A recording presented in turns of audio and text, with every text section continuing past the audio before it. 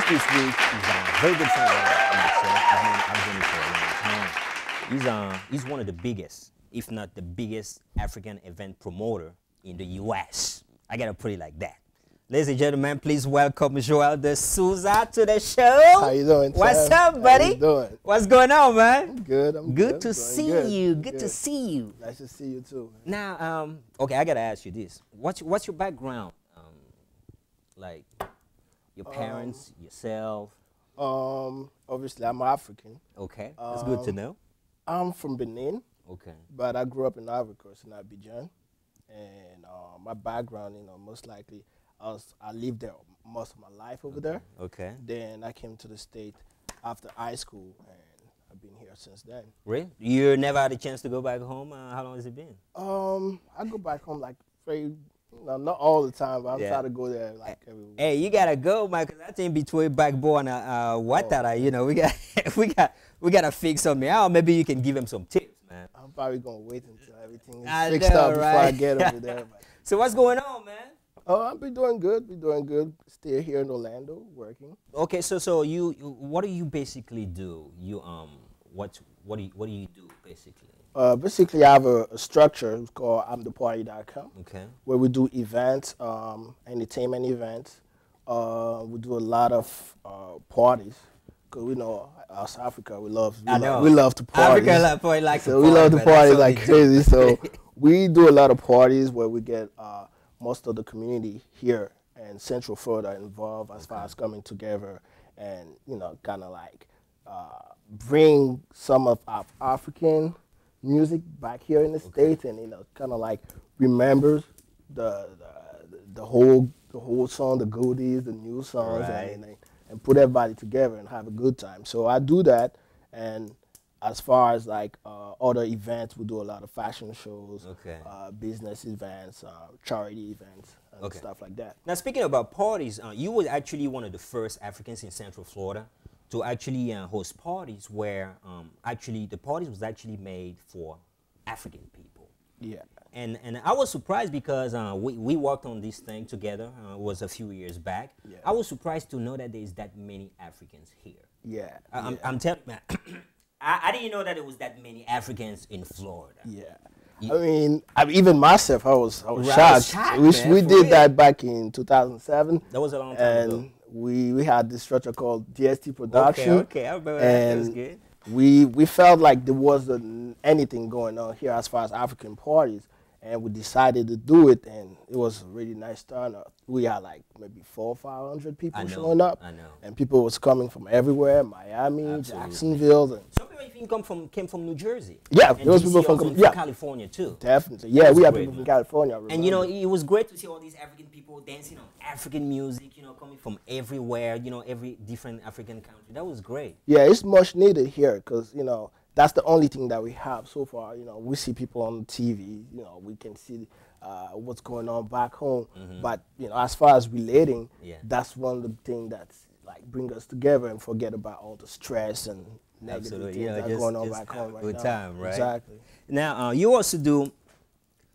also try to do something that I like very much. Do you want to talk about your networking events that you usually hold over here? Yeah. I do the business networking event, which is try to put together everybody that have a business and people in the starting, in the come up, people that have a business but not established yet. So what we do, we get together. We have a nice setting. Most likely a restaurant.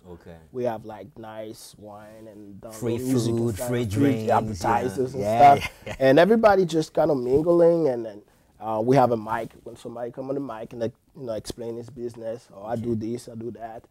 They got my number, they got my email.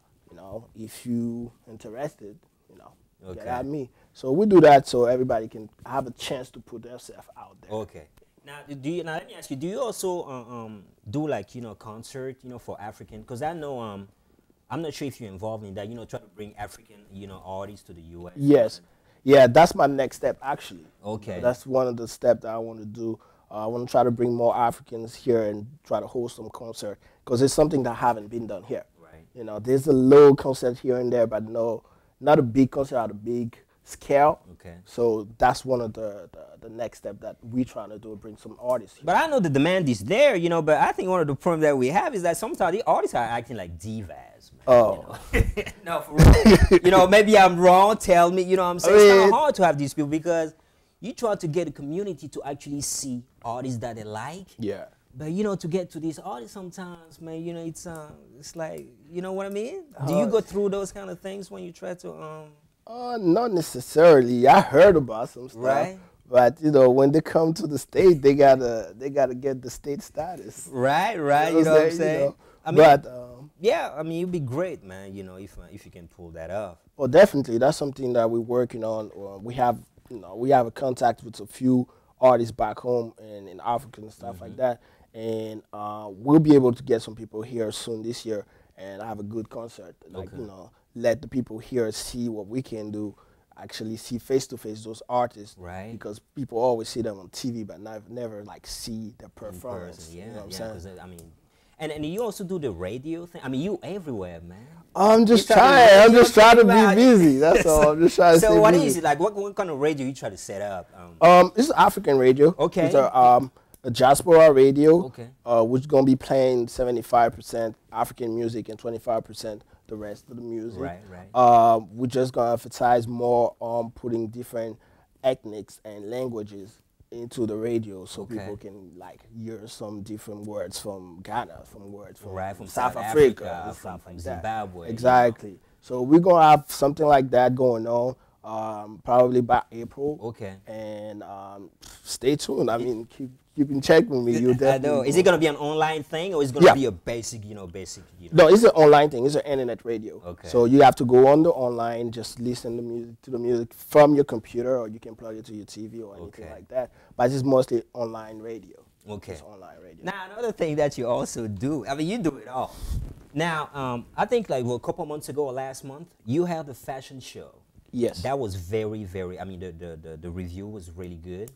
Can you tell us how it came about for you to get involved into the fashion business? I was thinking it was like we did the fashion show in December. It's called the Blueprint Fashion Show. Okay. And I was thinking about a way to give back, and I came with the idea to do a fashion show. But all the proceeds went to a charity. Okay. So all the proceeds went to a charity here in Orlando, and everybody that was involved in the fashion show did it for free. Wow. Just to give back.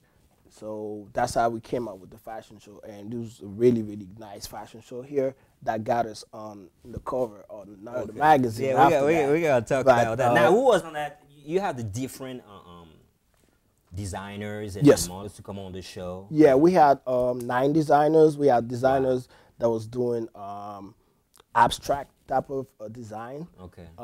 Stuff that's out of the ordinary. Okay. And we have a lot of body painting designers. Wow. And that was so it was hot. It was definitely sure that was hot. It was body hot. painting?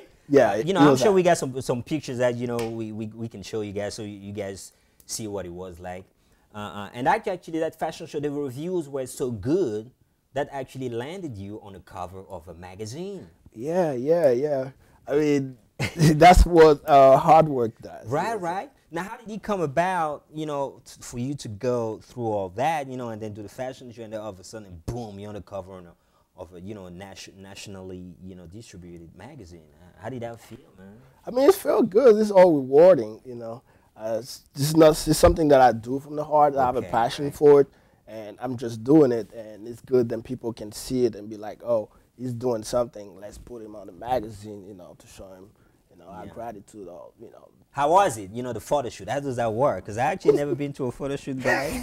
Just so you know. I mean, it's just like being on TV. Really? I don't know. I mean, if you said so, you've been on both. No, it's just like being on TV. Just, you know, they take your pictures. Right, and is it like how long was it last? Did it last for a long time? With the photo shoot? Yeah, the shoot. It was about an hour. About really? An hour for the shoot. We changed location just to find different angles where we want to shoot the scene and stuff. And then after a month, they put it on. Wow. On the stand. So you're doing magazines now. You know, you're a big shot now, man. No, I'm just trying to be like you. So what's next for Mr. Joel de Souza? Now that you name, I'm sure you know you've done it all, man. I'm sure there's anything that was left out. I mean, there's always something to do. We always gonna try to stay relevant to the publics. We try to do some. Now I'm trying to do a theatrical play in April also, where we're gonna be doing like African scene. Try to bring people here so they can see a little bit what's going on, like a villages type of scene, type of play, and show that to the Americans and to the public.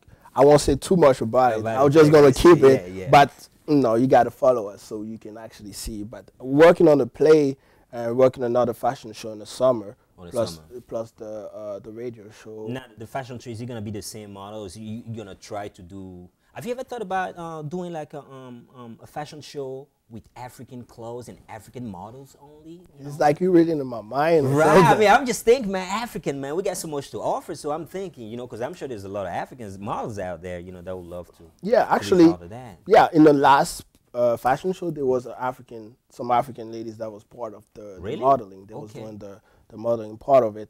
But in the summer, what we're going to be doing is going to be, I know you're going to laugh, but it's going to be a bikini fashion show. That's what I'm talking about. Okay. But we do have these contractors back in Paris, which is African, who's going to come in town just for it. And she do bikinis, but she do it with the African clothing.